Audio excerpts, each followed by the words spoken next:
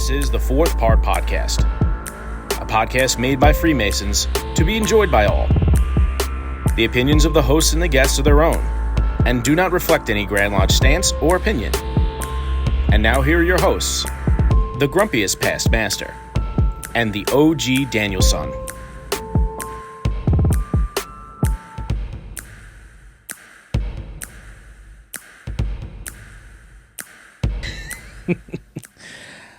All right, welcome to the Fourth Part Podcast. I'm your host, the grumpiest past master, and I'm here with my co-host, brother. I'm up. The OG Danielson. And we also have worshipful brother, Frank John Sforza. Introduce yourself, brother. How do you do? Good evening, everyone. My name is Frank Sforza. I'm worship master of Limerick Mass Peak Lodge, 822 in Nassau District, meeting in Rockville Center. Past master of Limerick, South Shore Long Beach Lodge, number 1126, also in Rockville Center in the Nassau District. And you're missing one thing. I'm missing a lot of things. I didn't want to go off. read you a list of what I do. Go for it. Want to hear everything? Yes, Yeah, let's off hear the it. bat? Yeah, let's hear it. It's going to be a long podcast. All right, brothers. Blue Lodge, right? Mm-hmm. School of Instruction, president of School of Instruction, second time, past secretary, past vice president. Scottish Rite, current Most Wise Master, Long Island chapter of Rose Croix. We just did the Feast of the Paschal Lamb this weekend. Which I'm sorry I missed that, by the way. That's right. Next time. Yeah. Every year, it's an amazing event. It's a wonderful dinner open to families. It does one of the best jobs of putting the best foot forward of Masonry, to the public. It's outstanding. And this year was really good. It was really good. They had almost 90 people there, which was good. I'm a member of Nassau Commandery and Trinity Commandery in Astoria. I'm a member of North Shore Council Royal and Select Masters in Oyster Bay. I'm serving as captain of the guard in the Suffolk Council, Suffolk 76.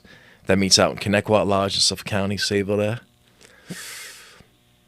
I'm a member of Freeport Chapter Royal Arch Masons. Not really active there because they meet on my Blue Lodge night.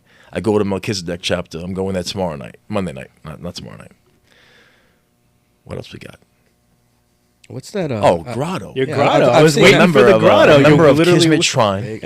We've all seen And, red fezzes, but the I'm a member of Azim Grotto number 7, the handsomest grotto in the realm. Hence the good looks. They don't just let anybody in there.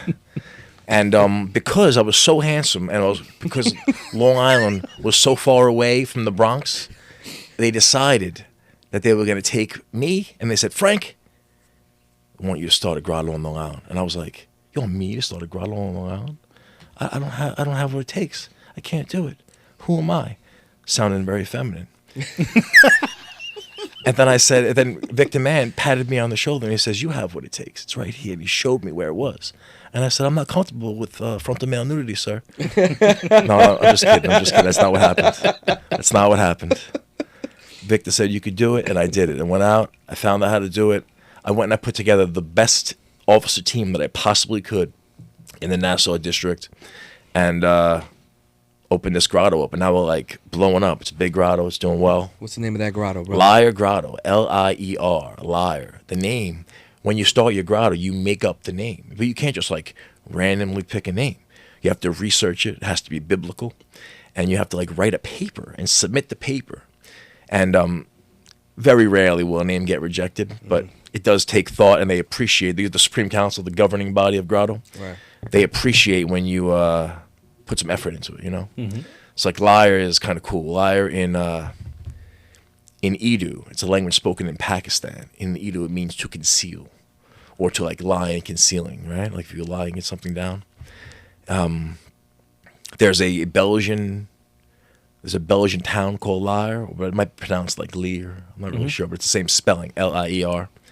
And in French, liar means to bind. So a lot of us that started Liar Grotto are from Azim Grotto, the handsomest grotto in the realm. So we decided to become the tightest grotto in the realm. So we're the tightest grotto in the realm. Hence our starfish emblem. Brother Javier Ramirez gets the shout out for that. The starfish. Now, what brought you to Grotto initially? Because that's man. something that a lot of brothers are very unfamiliar with, especially the history. Well, I saw that black fez and I was like, I need to have one of those. But really, I noticed that Masonry is very serious. Masonry is very sacred, and there needed to be a place where you can like let loose, have fun, have a good time, still have fellowship, and expand your Masonic horizons. Went to Grotto, checked it out. When they took me through that ceremonial, I was just overwhelmed, taken aback because of how great it was. It was so funny and outrageous, and the people did not take it seriously at all. It was just playing around. They just kind of mess around with it through it, and even the actors were like really, really good. And I said, this is a great degree. And they say, oh, it's not a degree, it's not part of craft masonry. Well, that's fine. It's still a very good, you want to call it a play, Ritual. Right? yeah, ritual. Yeah. But we do a shortened version, but it's still very, very good. The full ceremonial that you really grottos don't really put on, they put them on as like special events, is 7 acts, and it takes no less than 4 hours. Wow. My God. And 30 cast members, believe it or not, 30 cast members. So it's not a joke. For the brothers that aren't familiar with the Grotto, could you give us a brief history? Absolutely. The Grotto is kind of like a short or a term that we use to describe MOVPER, Mystical Order, Veiled Prophets of the Enchanted Realm. The Mystical Order is the organization. The Enchanted Realm is the world that we live in, and the Veiled Prophets is what we are. You know, the Veiled Prophet was the Prophet Mokana. He was a prophet of Islam. At the time, Islam was closer to like Zoroastrianism. You know, I'm sure you heard of that. It's kind of like the precursor to all your Abrahamic religions. And so this prophet didn't want Islam killing Jews or Islam killing Christians or anybody killing anybody. He believed in love and treating each other with respect and kindness and like knowing that we were this. So he was the veiled prophet because he had a veil over his face. He had there's 2 stories. He either got burned, which I believe the burn came from when he was burned alive, when he was killed. Eventually he was killed. But they say he had like black smallpox and it like caused his face to be. So his message wasn't getting out there because people were paying attention to his face. Right. So he wore this veil all the time. He was the veiled prophet Mokana. Anyway, I don't know how long later, this Indian play comes along, and it's called Lala Rook. And Lala Rook has the Mokana in it and a bunch of like various parts that you guys are going to learn about once you get the Grotto together. But that's what inspired the ceremonial that we do, which is very much a journey that you, just like a hero's journey that you take in all your degrees, so to speak, very much a hero's journey where a man is, his life, right, his life in the Enchanted Realm is interrupted by multiple assailants, similar to, I guess, in the 3rd degree drama, you know, in that way, but they're not like trying to like off them. Mm-hmm. They are spiritually speaking. The things that men in real life deal with every day: suicide, depression, anxiety, stress, like these demons that attack us. You know, like how are you gonna react as a man when you just worked 20 hours and you're home finally? And your daughter calls you from the road and says, I got a flat tire, I don't know what to do. And she's a half hour away, and you got to wake up in 2 hours. You got to be her peace. Yeah. So, like, how are you going to react as a man? Or when you meet the guy who was talking to your wife inappropriately, how are you going to act as a man? Like, this is a lot to that, right? Like, you have to really think about it. How does a Mason act? How does a man act? Right, because it all depends really on what. It depends on who that person is. It's not a game. That's one of those things that we forget, though, to utilize. You know, a lot of times we're Masons in lodge, but you forget to be a Mason in the real world and use those teachings. Guilty. Yeah, right. I mean, It happens. It happens to churchgoers. It happens to anybody. You know, you forget. It's easy to do it once you're in the environment, but to take that along with you once you leave those doors, that's where the teachings really hit home. Yeah. And going back to the history of Grotto. Oh, I'm sorry. How'd it get started? Well, yeah, I'd like to touch on the brother that kind of started, because at one point it was almost lost. Yeah, man. Well, you're talking about restarted. Right. Okay. But real quick, the history of Grotto. A little crew of brothers, Hamilton, New York. They were in a lodge up there, and they formed a committee to create a Royal Arch degree. They were going to put on the Royal Arch degree, so they get this committee together. And so, as they're putting together the committee, they have like a lot of fun together. They enjoy each other's company. They're like enjoying it. They're really having a good time doing this. And so they start playing practical jokes on one another. and they're making fun of each other, busting each other's balls, etc., etc. They get to really liking each other. Remember, lodges back then were much bigger. They just were. There was more brothers to go around. And now a committee is, investigation committee, okay, me and you, we're going to go to his house and check it out. It doesn't exist anymore. Right. Like, if everybody talks about committees, they're not done right anymore. Nonetheless, Hamilton Lodge, they set up this degree. They get to liking each other. Even after the degree's over, they keep hanging out with each other. And eventually, the leader of the pack is this guy, Leroy Fairchild, and they become the Fairchild Deviltry Committee. Everybody else, other lodges are seeing what's going on as they're meeting as this Fairchild Committee.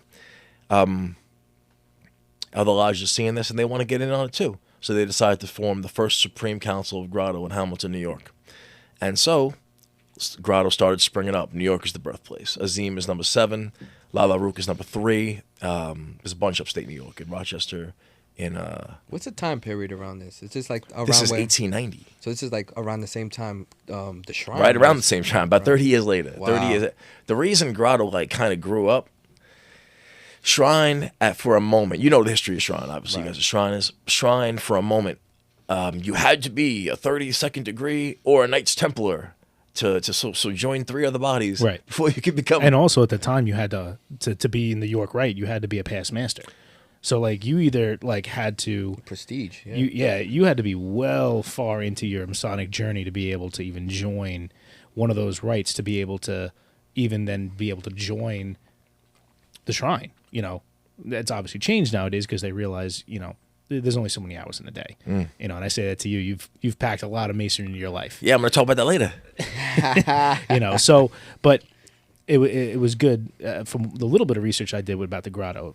I'm gonna let you continue on that, but That's pretty much it. Yeah, that they were able to say, all right, listen, we need something for just like, I don't want to use the word common man because in Masonry we don't look at any one brother as a common man, but Yeah, like, but that's what it was. Yeah. it Poor was man's like, shrine. Yeah, it was the working man. shrine. It was like a lack of a better term. The poor man's shrine was a Right. playground of masonry. It was an opportunity for these brothers to do this, and it blew up. It got real big. Like, very similar. There's clown units. Grottos fit nowadays as the grottos popping up. They fit what a Masonic district usually or an area is kind of missing. Sometimes they take the place of lodges when there's no lodges in certain distances. But oftentimes, more often than not, they're in like your cities or outside cities where there's like your lodge is a little far away, or like the lodges there are very strict and they like don't like allow alcohol or whatever it is.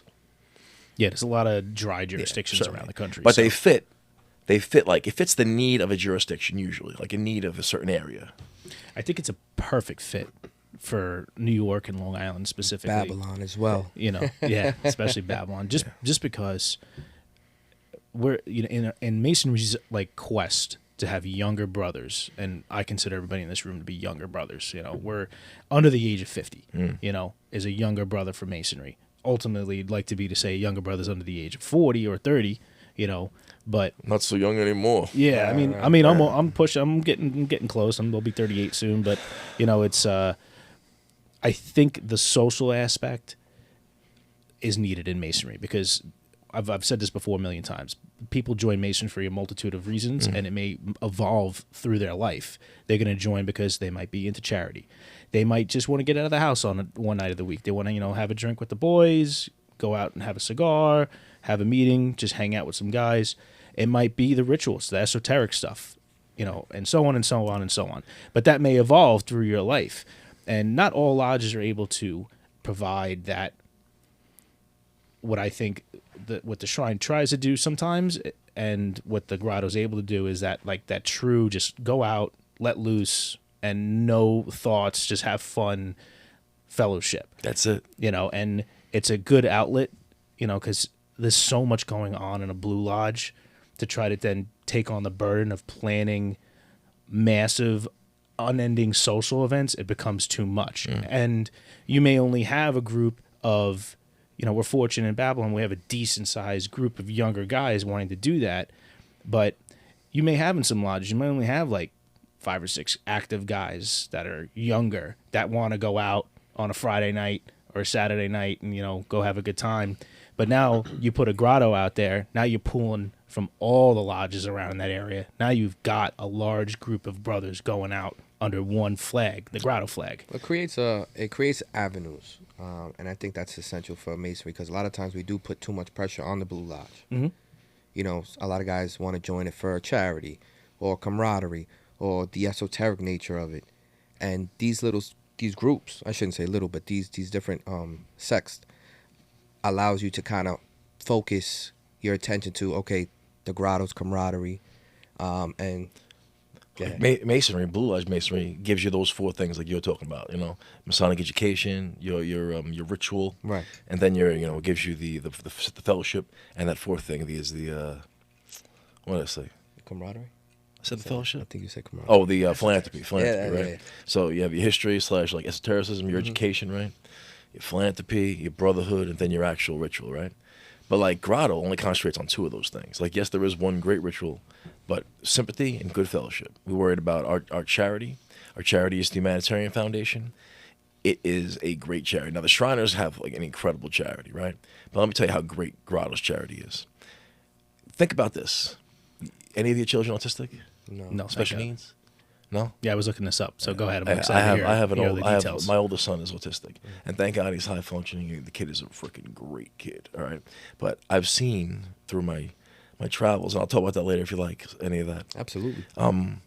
But I've seen some incredibly sad stories, and it's like gives you almost post-traumatic stress from like the things you've seen, like young people just screaming in pain, like just not being able to control their outward their things, you know, like throughout their regular day, you know, and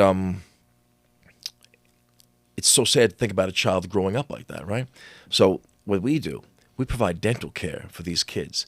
These kids grow up sometimes without dental care because their parent might have multiple kids, and that kid, he can't even brush his teeth, let alone open his mouth long enough without biting somebody's finger. You know what I mean? Right. And so the dentists, they can't hold the kid down and do the dental work. It doesn't work that way. So they have to use special treatments.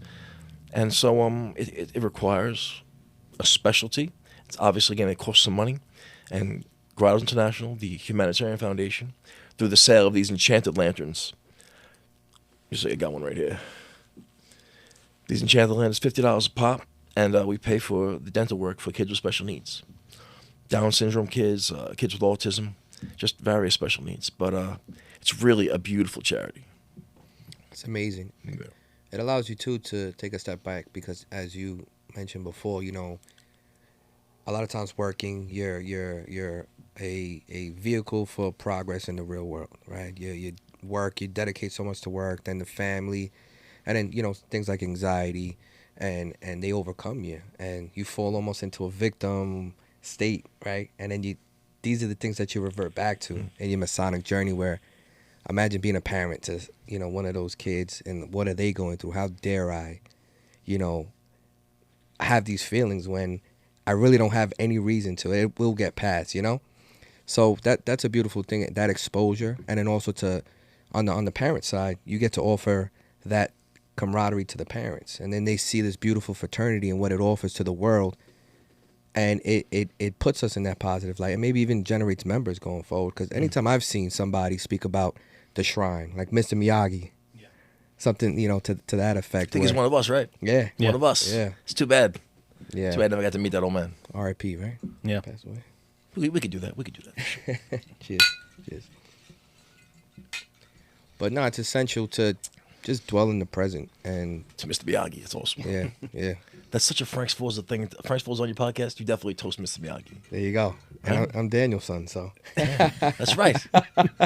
You martial arts or no? No. You want me to talk about martial arts for a little bit? Sure, go ahead. Yeah, go for it, bro. Martial arts. That's why we have you here. We want to hear. it. Martial arts? No. You do what? Jiu-jitsu? A lot of things, bro. A lot of things. I grew up, I was a wrestler from when I was 4 till like 5 minutes ago. And I wrestled in Hearst High School, wrestled at Nassau Community College. Like right after college, kind of like the world fell apart for me. It was like I went through like a tumultuous time. Mm-hmm. You know, had a girlfriend, broke up with the girlfriend, get in trouble, like job after job after job. There was like it was a ruthless like incidents, right? A few years later, I tried to pick up the pieces, and I started running marathons. I was running marathons, like full marathons, half marathons, 10Ks, 5Ks, whatever I could do, just to like keep myself in shape, you know. And then I found Brazilian Jiu-Jitsu, and Brazilian Jiu-Jitsu just kind of like kicked my ass. It was incredible. It was just it was really MMA. I started like an MMA gym, and I was one of the first members of this Long Island MMA, and started Brazilian Jiu-Jitsu and training wrestling and helped teach wrestling, and then kickboxing and some Muay Thai a little bit here and there, and regular boxing as well. I was training at that gym for quite a while. I only just left like a few months back. Eventually my knee like gave out and I needed a new ACL. And then like at this point in my life, I was like, I need my body to be okay. And so I kind of just went away from any kind of like mixed martial arts. Now I just work out at like Blink Fitness. What did that do for you? Clarity of the mind wise. This one right here? In Farmingdale. Oh, okay. But I'm a brown belt in Brazilian Jiu-Jitsu that I just completed like 3 or 4 years ago. I got my brown belt. And then I kind of like essentially quit like a couple of years after that without even advancing past that. But in junior high, from 6th grade till the 9th grade, I was in Matsubashi Shorin-ryu karate, and so that's like a very traditional Okinawan karate system, where I eventually got my brown belt, and then I literally sat down with my sensei, my mother and me, just like this, and my sensei says to me, "Your son looks really," he says to my mother, "Your son looks really tired, like in class lately. What's going on?" I was like, "Oh, well, he has wrestling practice, then he comes here." And then my sensei kind of thought about it. I was like, he says to me, he goes, "The hunter that follows 2 paths never catches the bird." And he made me choose between wrestling and karate. And so I chose wrestling. And I never looked back. I didn't really like the punching anyway. I don't like getting punched, you know. So like someone punches me, I want to take them down and hurt them, you know. Naturally. What did martial arts or any type of physical activities do for your mind? Because you seem like you're always in there. Bro, yes. Let me tell you something. It's a mentality thing, completely. I have seen some incredible martial artists go out there to fight, and they cannot fight. Wow. And the truth is, it's like this. It's like, in it, and I do the same thing now for ritual, which is like, we could talk about that a little bit, but it's like this switch that turns on, and nothing inside you, there's not even a thought in your mind that you're going to lose. So it's just a wrestler's mentality. It just comes with wrestling, and you bring it into martial arts as a wrestler. That's why there's so many successful mixed martial artists that have wrestling backgrounds. It's just it's something about it. Nothing in this world is going to be harder in life than wrestling. And so this little switch turns on inside you, and you're just like hyper focused on the task in hand. Is that like fight or flight or? No, it's not, bro. It's not. I'm completely in control when I'm out there. It might seem like some craziness sometimes, but that was very much a blue belt mentality when I was younger. Like when I was getting towards the highest levels, at one point I say this, and people don't think that I'm talking shit. So I'm going to say it, and please don't think I'm talking shit. Yeah. From 2010 to 2012, I could be on the mat with the best person in the world. Like I was one of the best in the world at that. I was at that level. I was one of the highest level guys, like somewhere in that area is when I peaked, you know? Right. I was like training with this thing called the Zoo, which is like all the professional and amateur MMA fighters. And I was like, you know, getting ready to have an MMA fight. I had 3 MMA fights set up and 3 MMA fights canceled. The first guy was this kid who like, we were in the same weight class in college. And, he was a little bit lighter than me in college. And I guess like he must have gained some weight to come up to me. And it was for a Ring of Combat. And then we were going to have it at the Tropicana. And so when you're an amateur, you don't sign a contract, but you sign like a promise that you're going to fight because they don't want people just backing out of these fights. So this first guy, I knew him from college, but we never actually wrestled. And so we were going to fight, and then he just backs out of the fight. I'm like, oh, all right, no big deal. It's only a few months of a training camp that I lost. And then it happens again with this organization, New York Fight Exchange. So they set up this fight. This guy is a professional, undefeated Muay Thai fighter, trying to cross into MMA, and he wants to get a few fights in. And he backs. He doesn't show up to the weigh-ins. Wow. So I go to the weigh-in, and they're like, "Oh, your guy didn't show up." I'm like, "What do you mean?" He said, "I thought he was a professional. Like, this is a legitimate fighter." And he just never answered anybody's phone calls. He was scared. He knew what was going to happen. But all the Muay Thai in the world, all these striking arts in the world, and I'm probably going to get in trouble for saying this, right? The striking arts of the world don't matter when it comes to wrestling and Brazilian Jiu-Jitsu. if you don't hit that person so perfectly that you knock him out, if you hit a wrestler, he's going to smile at you and take you down, then break something on you. And that was what was going to happen. I was going to take him down. I was going to break his arm, teach him a lesson. That was it. Third time it happened. The third time it happened was this guy was like, it was like a Facebook war. And it was, do you remember these like things? Yes. These guys were talking shit and they kept tagging me. They were saying, oh, fight, this guy was talking shit. I was like, oh, fight Frank Sforza. This is like 10 years ago. Fight Frank Sforza, fight Frank Sforza. And I'm like, how am I even getting involved? I'm like working. Yeah. You know, how am I even involved in this, right? But he was like talking shit to a guy on my team who was like 40 pounds lighter than him, by the way. Anyway, so this kid's name was Eric Bloodaxe Olsen. If you're listening, Eric, Bloodaxe. You're a bitch. If you're listening, just so you know. I don't think he's a fan of the show, but he last time I checked, he lived in turn into Huntington. a fight promotion. Sorry for the curse. But the truth is this. So he says, oh, I'm gonna drag your carcass to the pits of hell. And I'm like, really? He goes, when I'm done with you, it's gonna look like a bobcat got to you. I said, oh. And then I go like this. Awfully, I go like weirdly this, specific. I know. I said, Dan, I'm going to take you down, and I'm going to break your arm. And I just left the podcast. That's it. 2 weeks later, I found out that he doesn't want to wrestle anymore. You know why? He's going to break his arm. How you going to write your... Right. The right arm. What right or your left? You break left. That's the arm I'm going to break. That was the truth. I was going to take him down. He could punch me if you want to punch me. I'll take a punch. But I was going to take him down. I was going to put him in an armbar. Then I was going to snap his elbow before the referee stopped me. What was the worst that was going to happen? And then, became a Mason, and here I am today. So let me ask you then, there's so many symbols in Masonry. Is there one that's specifically with your personality type, which likes to obviously take on something and perfect it? Is there something other than, because I'm not going to give you the easy way out, yeah. other than a square? That was, my first choice was the square. Other than that, okay. Oof. Is there something that you would say, because this podcast really revolves around how younger Masons, not even just new in the craft, we'll just say younger Masons who are still right in the wheelhouse of working, young kids, wife, family obligations, maybe they've got other obligations, they're a volunteer fireman, everything. They got, a million things on their plate. How do we bring this into the world and enjoy Masonry when you maybe can't go to lodge twice a month and then all the concordant bodies, and maybe you go once a month or once every other month? How do you could still enjoy Masonry? That's where this podcast really tries to show people that you can be and do and enjoy Masonry without having to be on there twice a week or once every other week or whatever it is. Is there something that you use, a working tool that you use other than the square? Yeah. This really leads me into something that I wanted to talk about. It really does. It's a little bit of a controversial opinion. It really is. But a lot of people will talk, and I'm not saying that my symbol is the cable toe, but a lot of people will talk about their cable toe. They say, oh, I couldn't make the meaning cable toe. And it's like, well, it's not exactly what that means. Cable toe is your ability to answer signs and summonses, right? So yes, to go to a meeting, but it's also to answer a sign or whatever. So it's not exactly what we're talking about when we talk about obligation. Why I couldn't do these obligations, why I couldn't do a chair, why I can't make it out more than once a month, The 24-inch gauge. Now we're talking about a really deep symbol that is like directions straight from the blue book, man. As if it was handed down, it's legit. 8 hours service of God as a trustworthy brother. 8 for work, your usual vocation. 8 for refreshment and sleep, right? Well, start with easy one, right? Refreshment and sleep.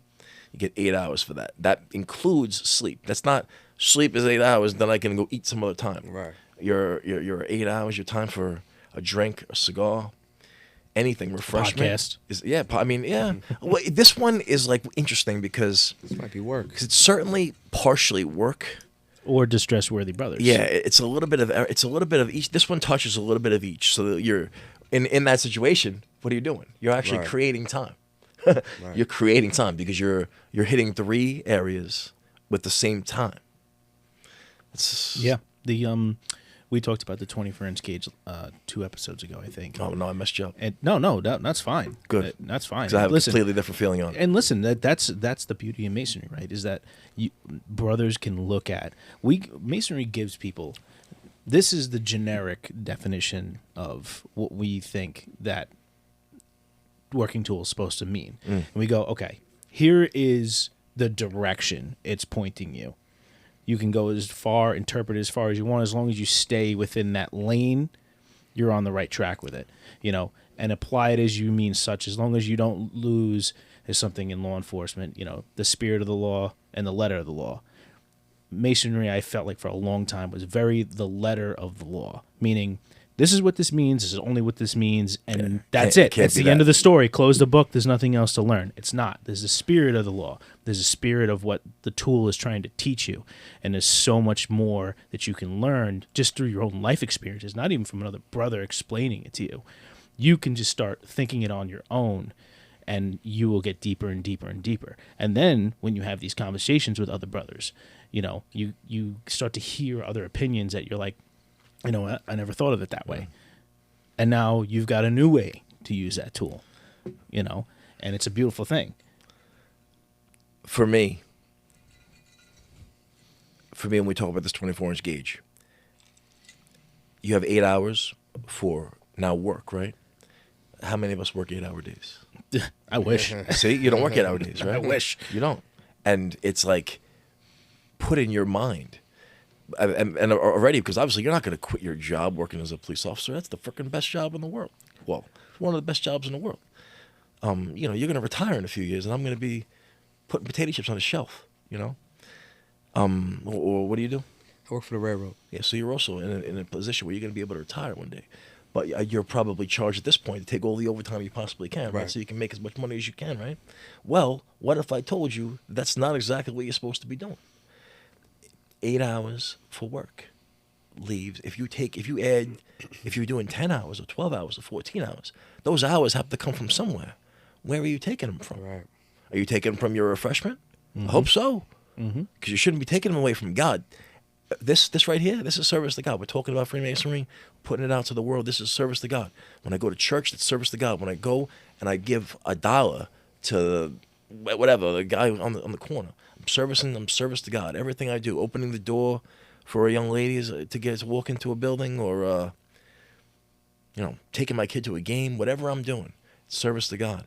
So it can't be taken from that. That's got to be 8 hours. Can that work though? Be service to God? I think it can. Why can't the way you conduct yourself and the way you conduct your job? Certainly can.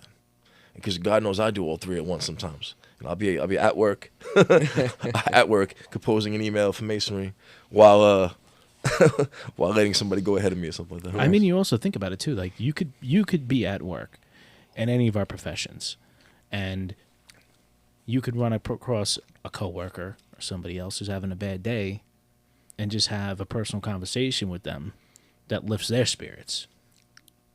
Now you're at work, but you're at your service to God. Even though he's not a brother, what if he's depressed? What if he's in a bad mood? What if he's having trouble at home with his wife, and you take a moment just to give him a kind ear to listen to, whether he's a brother or not? I think the important thing with the 24-inch gauge is to not become so obsessive in any one of those categories where all of the other ones then suffer to the point where you can't complete them at all. Yeah, that's great to have that great balance. with your martial arts background too. They want you to be disciplined, but I'm sure there's a point where they'll say you're too obsessive with it, and you're going to, neglect your family, neglect your actual work, neglect what like your sensei said. I don't know if that's what they call him. Essentially, sensei. He said essentially. you have to pick. There's, a hunter can only pick one path. At the time, my job was school. Right. My job was school. I was a child. I was like, in my freshman year of high school. When this happened, and it's like, martial arts and Freemasonry are essentially the same thing. Right. One and the same. They're both masculine journeys to self-actualization. It's just what it is. Like one has a more physical feel to it, and one is like closer to spiritual. It's a spiritual feel to it, Right, and they're teaching self-discipline. Oh, 100%. That's the overarching, is a self-discipline. Yeah, with everything. Sure. So sure. I mean, that's the entire thing. The ability to be self-disciplined is to create that perfect ashlar so that you're able to eventually. I mean, what I believe is our end-all goal is to become one with God again. I believe that there's one, lack of a better term, God. That's just we're all a piece of, and we have to reunify ourselves by living these lives to the best of our ability. Freemasonry is supposed to be that path that allows us to be able to raise our consciousness, raise our soul's ability to rejoin with God. And once we all do that, this whole thing ends. Yeah, Maybe there's something next. Right. Who Well, knows? that's the ultimate lesson. Right. That's the final lesson of that How do we tool, get there? right? Be disciplined every day. Because why? Because there is only 24 hours in a day. But why? Because there's only so many 24 hours blocks in your life. That's right. That's Right. the most. That's Absolutely. the ultimate lesson of all of it, right? The ultimate lesson that's a great point. I just read a book on this, bro. Not a whole book. It was a little piece of the book on this, but it says that it says our days, our hours, right? These are building blocks that we use to build our temples. Amen. Every Amen. day is a block. Crazy. Well, like Never thought of it memento, that right? way, and I've been Memento Mason mori. almost 10 years. Never thought of it that way. Yeah. Yeah. You know, that's and to touch on the point that you said, right?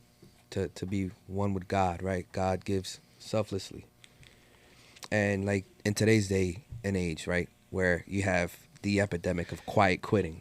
Oh, that's right. Quite quitting. Right. I'm only gonna do just enough because That's not our generation, though. no, but That's the generation after us. But it's still like a cancer in the workplace. Oh, for sure. But you know, just opportunity doesn't always come in the form of a paycheck. And to be one with God is, okay, I'm going to be in there. And if it's taking up my time, I'm going to give as much as I can to the fullest of my potential, because ultimately this is my name, right? This is my legacy. And that's what God is in essence. It's just that this is your story, right? To be one with God, give selflessly, and hope that at this point, right, we live with hope and faith that at some point it's all going to pay off. But that can be in your day-to-day journey, you Yeah. know? And that's what I think Masonry is so fundamental in doing, because it always has you in that state of mind, in that search, peeling back a layer. And, you know, it's just like you said it perfect, you know, that each hour is a building block. Right. We live in a very instant gratification world. Right. And our generation, like you said, our generation's the generation after us more. We're Yeah. the very beginning of it. gotta tell you, yeah. Beginning of it. Yeah. You know, but we're in a very instant gratification world, and even the brothers that come in, no matter what age there's, I get very surprised to see the older gentlemen that join lodge. They're like, when are we gonna get this degree? When do we get that? When are we gonna? Because I want to join this. And the last meeting, I tried to remind them. I said, listen, like, Masonry is a lifelong thing. Don't rush it. Life is fast enough. Take your time. It's not going. Dwell in the anywhere. moment. Unless you're 95 and you're like, I gotta check off all these bucket list things. You have time in your life, you know, and enjoy it. And when you just power through things, I feel like people don't enjoy it, you know, because there's so much to soak up in Masonry and just life in general. When you try to rush it, It's like getting You to the miss it. destination. You don't enjoy the journey, and what's the point? right?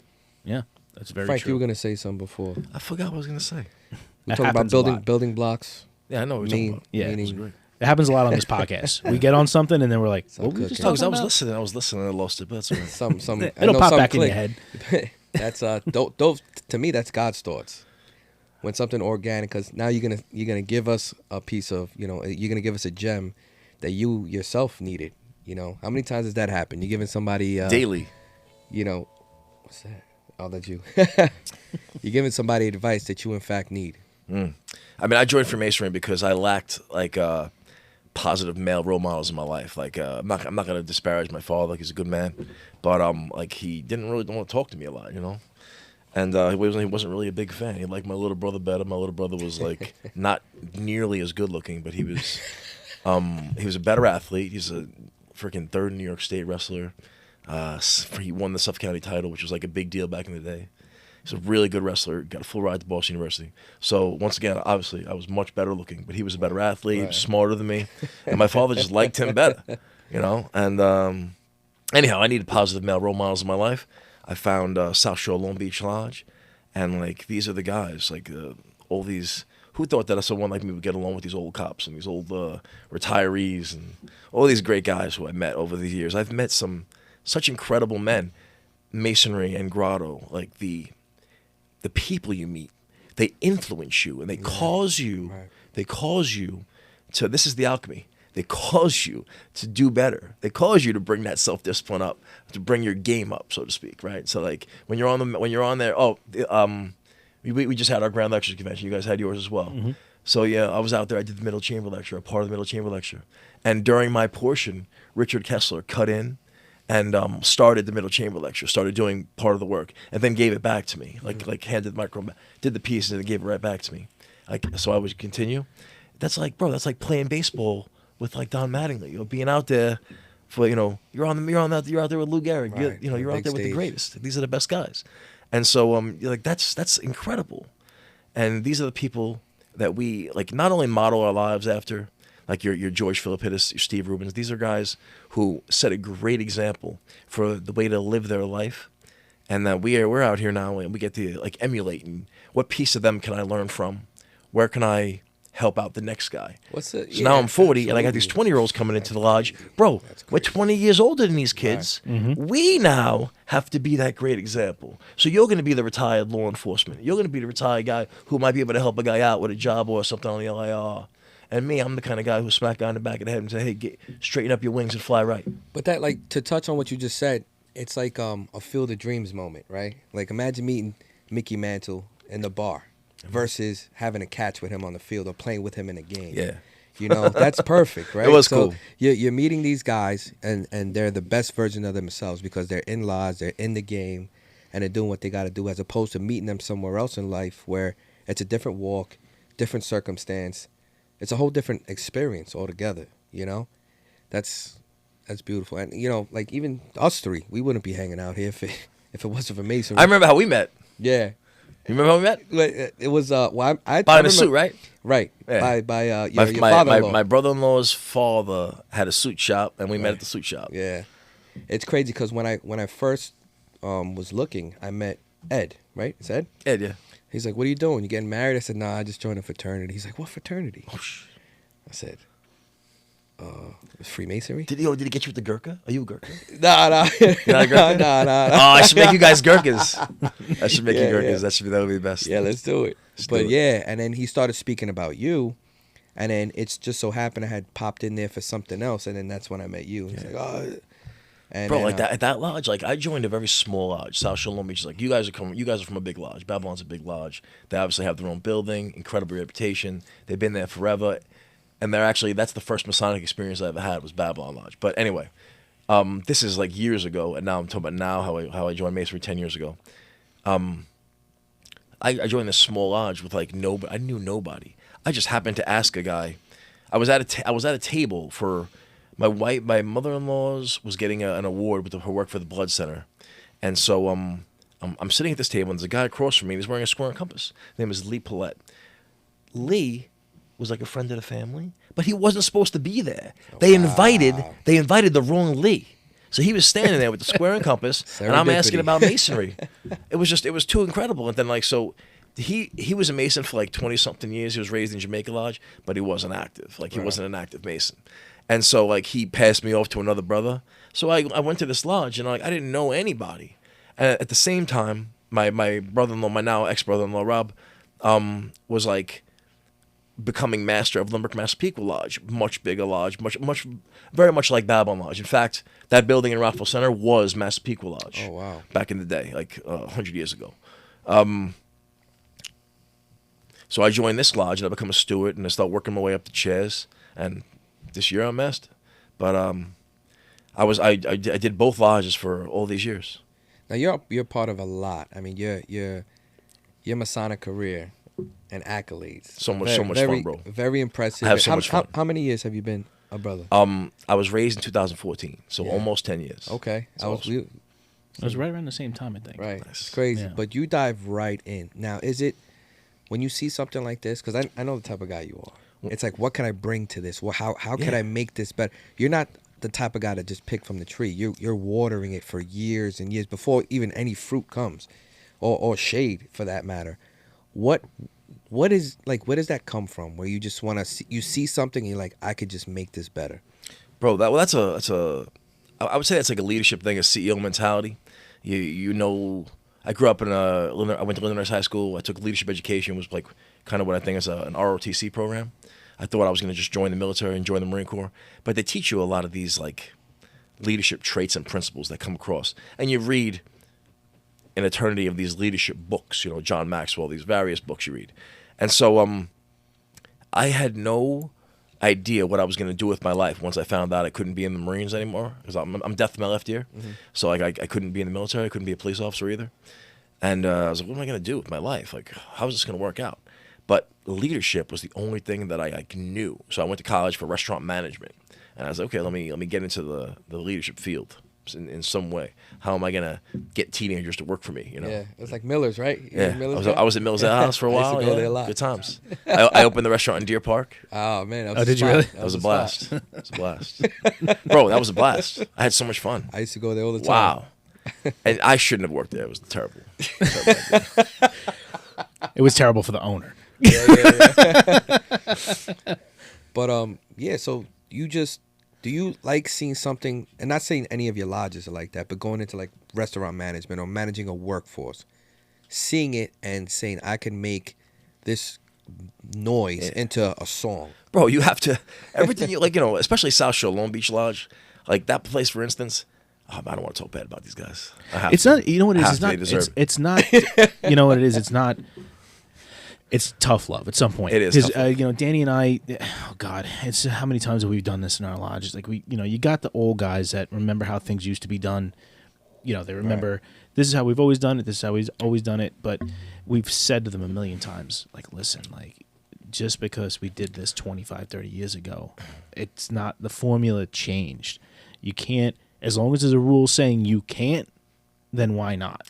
Absolutely right. It's too exhausting. You know, you deal with a lot of, you were a master, and you're a master now. A master 4 times. So now you know, I mean, you obviously know. And I've been master half the time I've been a Mason. Right. Isn't that nuts? Yeah, that should sound crazy to you. That is crazy. That's crazy. I did 2 years. And then I slid into the secretary spot. That's And, crazy. During COVID. You Yeah. kept it all So together. forever. Yes. I and now, slid into the secretary spot forever. for the rest of my life. 38 years old. I got another. Nice. I Man, got another terrible. 50, 60 They years ago. They banged out with you. They got you. That's wonderful. Wow! Congratulations, Babylon Lodge. To all the brothers there. You guys are doing it right. Way to be. But you know, it was. I said to them, I was like, listen, like, we got to try new things. You got to try. You're not changing Masonry by changing the way we communicate, changing the website, changing, you know, how you present the degree. Not changing the degree, changing how it's presented. You know, you're not, you know, and I messed around a little bit. You got to mess around a little bit, Yeah. and it's you're just changing the initiatic experience. You gotta It's push those so limits, though. big. We live in a world where guys, everything you watch, anything like Michael Bay films, everything's exploding. It's hyper. There's so much stimulus in our world, and I mean TikTok and Instagram is a perfect example of it. There's just hyper stimulated input into our brains, and if Masonry isn't able to produce that in person, you're not going to get younger brothers, because that's what grabs them. Okay, that's the hook. All right, to keep the hook in, the barb. That's the grotto. The barb is grotto and what we teach you. The hook's got to be that initial, like, wow. We you need to have that wow. We definitely, you know, have a problem where we're just trying to get through the degree perfectly, right? We focus that. But that's for us. But we They forget. don't know. Right, If we you miss up forget. a word here or there. Exactly. We forget that this is really for the initiates, or the guys coming through. And if, you know, just getting through it, we forget that this is a lifetime memory. This is somebody's stamp, time stamp. Forever. You know, one of my favorite degrees is always the first, because this is these candidates' first experience into Masonry. And, you know, they might not necessarily have, they might have an idea based on whatever they've seen on TV or what they've read upon, but this is the real deal. Now you're in the big leagues. Hell yeah. I'm doing a master's work Wednesday, South Shore, Long Beach Lodge. Okay. If anybody wants to come through. There you go. First degree of Masonry. This Wednesday? This Wednesday. Ah, that's right. You guys meet on the same night as we do. Yep. Now, touching back, though, on something Frank said before we started filming, It's very unfortunate. was that you were a little bit nervous, which is, for me, I was mind-blowing. Like, because you always have your stuff together. Well, I am a nervous person. Like, I cover it up kind of well. Uh-huh. But the truth is, it's all fraud. Nah, it's not fraud. Like I try to portray myself as being like super confident, like over the top. Like I always want to be the best at everything I do, and it's true. I do want to win, but that's partially because like people leave you alone when you're the best. You know, they don't want to mess with you. Like, hey, this guy might choke me. I'm not gonna mess with him. But isn't that there's beauty in that though? That the fact that you just said what you said and you allowed us to take a peek into that, because sometimes guys feel that way, but they don't have that other alter ego, because that's also an element of your character. My therapist can be very proud. But to say, wow, Frank is godly to me, right? Because I know a lot of guys in your circle look at you. I see the way they look at you, and they're like, they want to emulate that. And to say, wait a minute, this guy gets nervous. Like to hear Michael Jordan getting nervous, Exactly. That's something that to give insight. Well, especially- bro, yeah. once the G gets involved, it's it. nuts, especially with the ritual. Right. I really believe this. I'm sorry, I keep touching your hand, bro. Oh, go ahead. It's cool. It's cool. My bad. It's my thing. There's no touching below the knee. Yeah, no I thought that was touch below the knee. I thought that was a 99 degree. One of the funniest things. It's your 98 degree. Did That's your 98 degree. anybody's father ever tell you when you're taking out their daughter, neck and knees? Did you guys ever hear that, neck and knees? No. Nothing between the neck and knees.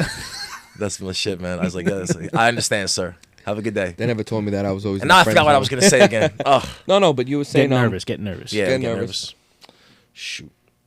I The was- G. It's about the Yeah, G, right? there you go. So, like, I really believe this. Once you start getting good at the ritual, and once you start, like, you take it responsibly, the past masters, the spirits that are in that lodge room, Right. the egregore, so to speak. That's like some people have different thoughts of what the egregore is. I believe it's created from all of us doing this Masonic work. Whatever that spirit, so in Christianity they call it the Holy Spirit, whatever that is that motivates you, that kind of takes over, when you do that ritual, when you start doing it right, something takes over you, and you're just a tool, bro. You're a vessel. You're so you got to radio, do the tuned work. in. You got to do the work, but it's a privilege to do that work, and so you're like, your body is taken. You are now possessed. So to speak. Definitely gonna pay for that, right? My bad. Definitely pay for that. Oh, yeah. You are possessed, so to speak, and you're delivering this beautiful ritual. And you're like, what did I just say? I have no idea what I just said, bro. It's just muscle memory on the physical, and spiritually, it's not coming from you. You're a vessel. Isn't it crazy when you're looking at ritual and you're going over it and you're like, man, this is a lot. It's gonna take forever, and you're rehearsing, Bro. But then the night of the degree, you're like, did I hit every spot? I did.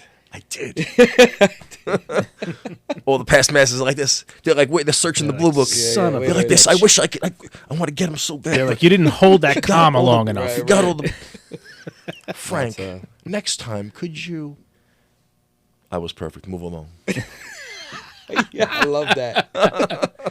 Nah, it's We liked beautiful. everything you That is did, but beautiful. your top coat button was That's undone. it. That's it. Right. That's it. Unacceptable. the Yo, light do flickered. you know? I had a past master come up to me and tell me one time, "Oh, you gotta have the bottom button on your vest undone." I'm like, "No, you don't." He goes, "Yeah, you gotta have it undone. It's the style, bro. Trust me, it's the style." I'm like, "No, it's not." He's like, "Oh, yeah, you're right. It's the jacket." I'm like, "Yeah, it's bro. Try not to tell me about things you don't know. I'll show you how to tie a bow tie." That's tough. You got to show me that one. I need to learn how to do that. It's Oh, that's something tying we a should bow do. tie is That's something easier we than should tying do. a regular tie. It It's like actually tying, is, yeah. It's like tying your shoelace. Really? It's not so bad. It's literally like tying your shoelace. Yeah, It's not so bad. but we'll take a little break right now. We're at an hour, so that was an That's hour. it? yeah. That was an hour? Yeah, I mean, we don't have to be done. We can film another episode. So thank you all for joining us on the Fourth Part Podcast. Safe travels.